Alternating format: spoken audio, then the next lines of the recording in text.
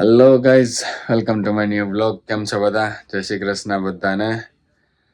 રાતે આપણે હોતા હતા 5:30 વાગે અને આપણે ઉઠવાનું તો 9 વાગે. વાગી ગયા હે 9:40 થઈ ગઈ હે. અલાર્મથી તો આપણે ઉઠાઈ નતા. દિવલાએ ઉઠાડ્યો તો અહીંયા ઉઠ્યો. કાંઈ વાંધો નહીં. હવે જઈએ જીમ.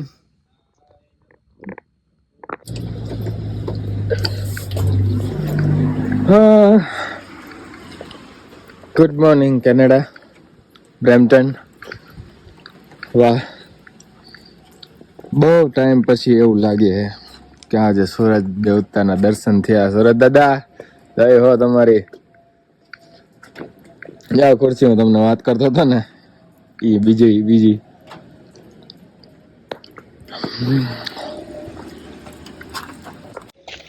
જઈએ હવે જલ્દી, કેમ કે 11:30 આપણે પાછું આવી જવું પડશે. 10 વાગ્યા છે, કેમ કે 11:30 વાગે ગૌરાંગને બારે જવાનું છે, એટલે એની પહેલા તો આપણે એને ગાડી સોંપવી પડશે. જલ્દી જઈએ, જીમ એક્સરસાઇઝ પતાવીએ ને પછી આવીએ ઘરે.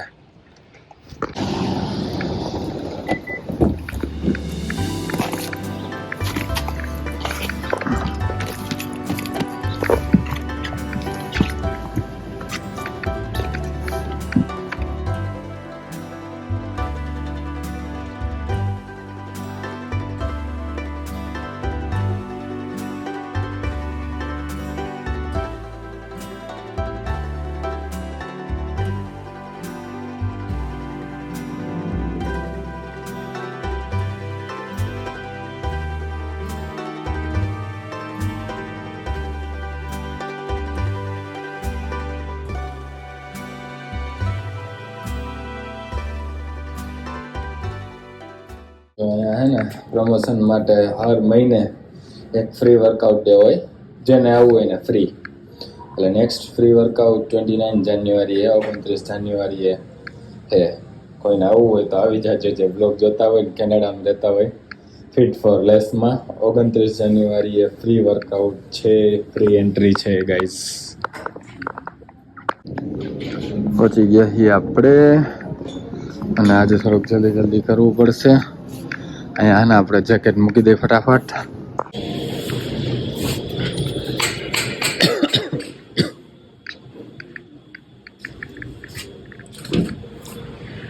અરે યાર, માન તડકો નીકળ્યો તો કેટલા દિવસ પછી પાછું વાદળા થઈ ગયું હે.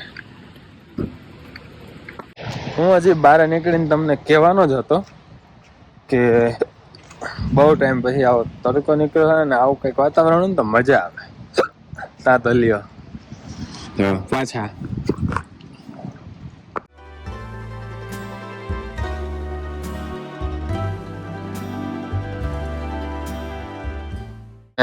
આ રહ્યું મારું જીમ, બરોબર. આ ગ્રોસરી સ્ટોર મેં તમને આખો અંદરથી નથી બતાવ્યો, પણ કીધું તો એની પહેલા. આ મોલ હે શોપર્સ વર્લ્ડ બ્રેમ્પટન, જેમાં મારું જીમ આવ્યું હે. અને ક્યારેક ટાઈમ મળશે તો તમને બતાવીશ આખા શોપર્સ વર્લ્ડ ની ટૂર કરાવીશ તમને. અત્યારે જઈએ ઘર, વહેલા હોય તો શું થઈ ગયું. પણ કાલે રાતે જ તમે જોયું કે કેટલા બધા નહીં જોયું તું. અગર મેં બ્લોગ અપલોડ કરી લીધો તો મતલબ હા, કાલના બ્લોગમાં તમે જોયું કેટલો સ્નો હતો, કેટલો બધો.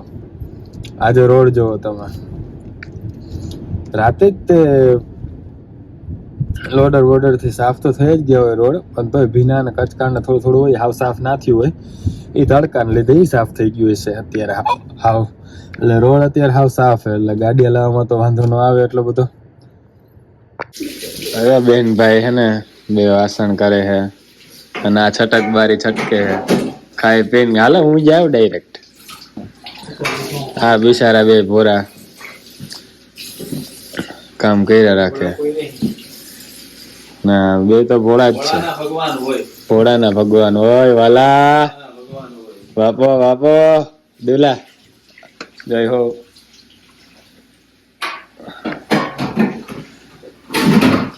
હાલ આપણે ગ્રાઇન્ડ કરીને પી નાખીએ.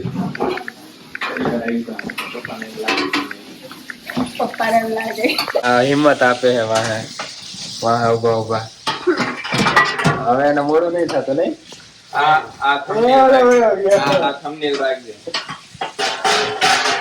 હિંમત આપે હે. માહોલ બારે જો તડકો તો નથી, સવાર થોડીક વાર જ હતો જેમ તમને બતાવ્યો એમ. પાછો ગયો ઈ ગયો, પાછો આવ્યો જ નથી તડકો તો. અને આપણે પાસે હજી 2 કલાકનો ટાઈમ છે રેસ્ટોરન્ટ જવામાં. આપણે બસ રામાયણ વાંચીએ થોડીક. બ્લોગ એડિટ કરવો હતો બટ કાલ સાંજે અમારે ક્રિસમસ અને ન્યૂ યર પાર્ટી હતી રેસ્ટોરન્ટે. મેં ઓલો વ્લોગ પૂરો કર્યો ને એના પછી વ્લોગ એ સ્ટાર્ટ કર્યો તો મેં ક્રિસમસ અને ન્યૂ યર પાર્ટીનો. એ મારે એડિટ કરવાની ઈચ્છા હતી. મને વિચાર આવ્યો 2 કલાક બાકી છે તો એ પહેલાં એડિટ કરી નાખું, પછી થોડું ઘણું ખાઈને પછી રેસ્ટોરન્ટે જઈશું. ત્યાં તો ઓમ પટેલ મારા મિત્ર લેવા આવી જશે અને રેસ્ટોરન્ટે જાશું. પણ પછી યાદ આવ્યું કે બધા વિડીયોઝ છે નહીં મારામાં રેસ્ટોરન્ટની પાર્ટીવાળા. અડધા મેં બીજાના મોબાઈલમાં શૂટ કરેલા હતા કેમ કે મારામાં સ્પેસ બી નથી, ચાર્જિંગ બી નહોતું અને આપણો મોબાઈલ નાઇટમાં થોડોક ઓછો આઉટડેટેડ પડે છે થોડોક, એટલે બીજાના મોબાઈલમાં શૂટ કર્યા હતા ને એ વહેલા જતા રહ્યા હતા. એટલે એ વિડીયોઝ બી થોડાક કન્ટેન્ટ બી થોડુંક એનામાંથી મારા મોબાઈલમાં લેવાનું બાકી રહી ગયું છે. એટલે વિડીયો એડિટિંગ અત્યારે થઈ શકે એમ છે નહીં. તો આપણે રામાયણ વાંચીએ, કંઈક પ્રોડક્ટિવ તો થશે જ આપણું, કંઈ વાંધો નથી. જોકે રામાયણ વાંચી લઈએ અને આ વાસણ ગોઠવી લઈએ. બરાબર. હો યાર, સારું યાદ આવી ગયું અચાનકથી. હું વાસણ ગોઠવતો જો બધા ગોઠવી નાખ્યા છે, ફિલ્ટરમાં પાણી ભરી નાખ્યું છે અને આ 2 ભીના હતા એટલે એમથી મૂક્યા મેં. બાકી બધું ગોઠવી નાખ્યું છે આ બધા ખાનાઓમાં. ક્યારેક બતાવીશ તમને, એ બી ટાઈમ મળશે ત્યારે. અચાનકથી યાદ આવ્યું કે ચલો રામાયણ તો વાંચવાની છે, આપણે વાંચશું જ તે, પણ આપણે આજે પાણીપુરીનું પાણી બનાવીને જવાનું હતું. તો આ લોકો હે ને મસાલો બાફીને આજે પાણીપુરીનો પ્રોગ્રામ છે. જો પાણીપુરી તમને મેં ઓલા બ્લોગમાં બતાવી હતી, તમે જોયો છે જેનો બ્લોગ ગ્રોસરી વાળો એમાં. બરાબર. હા, પાણીપુરીનું પાણી બનાવી દઈએ આપણે પહેલાં, પછી આપણે રામાયણ વાંચશું. થોડુંક ખાશું, પાઉંભાજી બનેલી પડી છે પાઉંભાજી, એ ખાશું પછી આપણે નીકળશું. તો પહેલાં આપણે પાણીપુરીનું પાણી ફટાફટ બનાવી દઈએ. હાલ આપણી પાસે વધારે ટાઈમ વધ્યો નથી, 4:30 થઈ ગયા છે, 4:34 થઈ ગઈ છે. 5:20 ઓમ પટેલ આપણને લેવા આવી જશે. એની પહેલાં આપણને ખાવાનું છે. તો ટાઈમ મળશે તો આપણે રામાયણ વાંચશું. થોડા ડોક્યુમેન્ટનું બી કામ છે, વકીલને મોકલવાના છે. જે કામ થશે એ આપણે કરશું. બાકી જલ્દી જલ્દી તૈયાર થઈને ચલો. કામ વધારવાના જ કામ થાય આજ તો.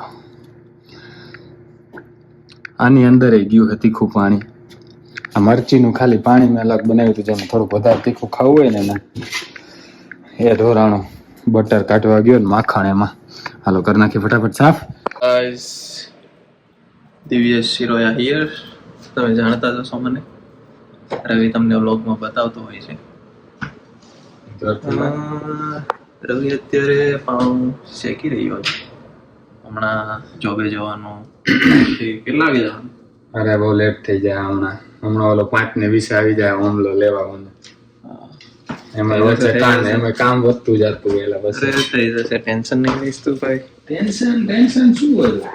રોજનો રોજ મોડા થતા હોય એના પછી ટેન્શન હોય. પેલા મેં ગરમ કરી હતી પણ એને થોડોક દિવસ શિરોયા પછી ઉપરથી આવ્યા ને. હાલા આપણો ચીઝ વાળી પાવભાજી રેડી છે. બન બી શેકાઈ ગયા છે. બરોબર. આ બહુ મસ્ત સોફ્ટ આવે એટલે અમે આ લઈએ. વ્યૂ જોવો તમે બહારનો. ને હવે અમે માણશું મજા. હું દીવલો. હા, તો આપણે રામાયણ વાંચી આજે. એમાં આપણને થોડું ઘણું સમજાણું છે, હું તમને જણાવું. લેખક લખે છે કે વાલ્મીકીજીને રામાયણ લખવાની પ્રેરણા શેમાંથી મળી? આવું તો કોઈ વિચાર્યું નહીં હોય. બરાબર.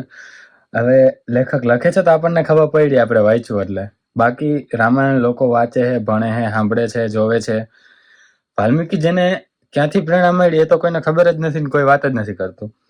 લેખકે વાત કરી છે અને મેં વાંચી તો તમને જણાવું. બરાબર.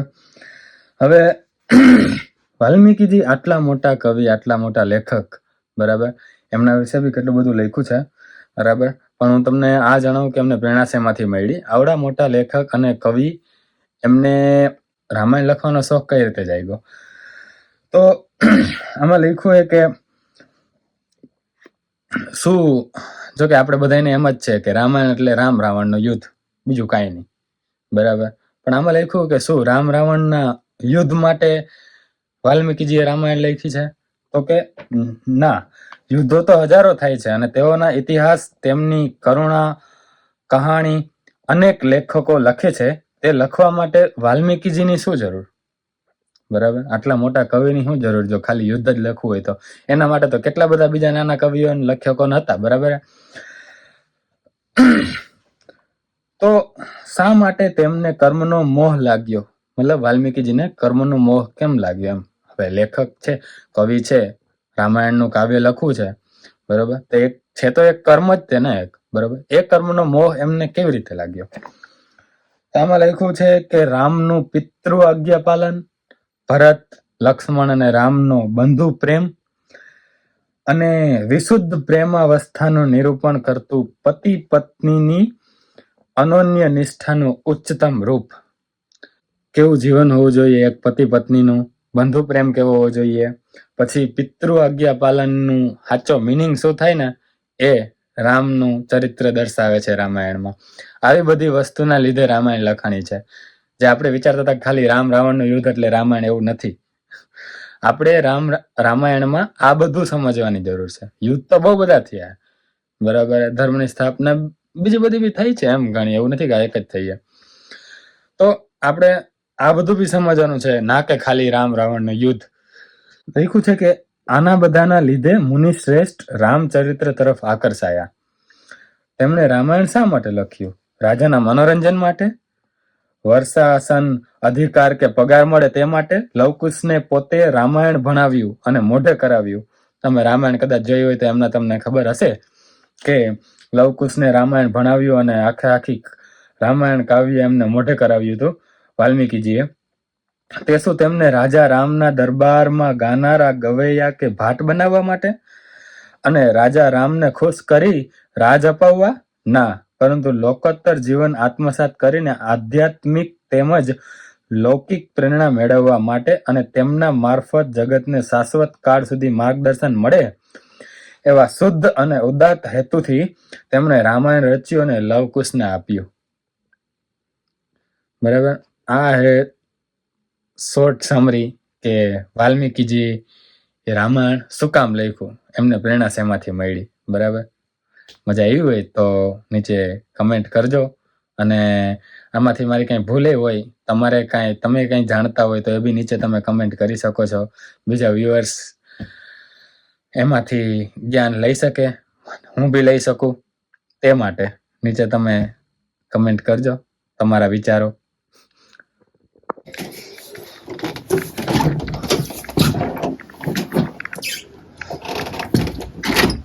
આપણો ભાઈબંધ આપણને લેવા આવી ગયો છે તો જઈએ જલ્દી.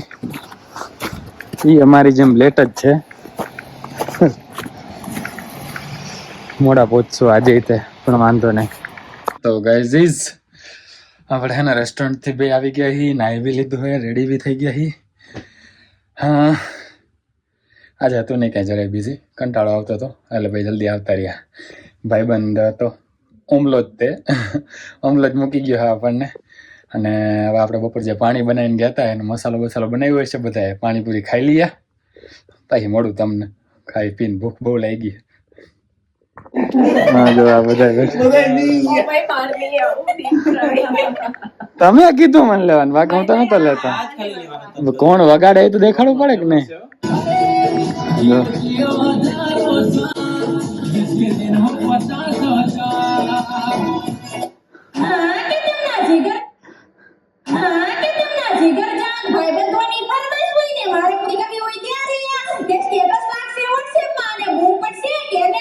આજે તો અમારા રવિભાઈ આહિરના બર્થડે છે. હેપી બર્થડે ભાઈ, તું જીવો જારો સા ને દ્વારકાધીશ તમને હરપલ ખુશ રાખી. છેલ્લે લેકો કેવો હે છેલ્લે લેકો કેવો મારે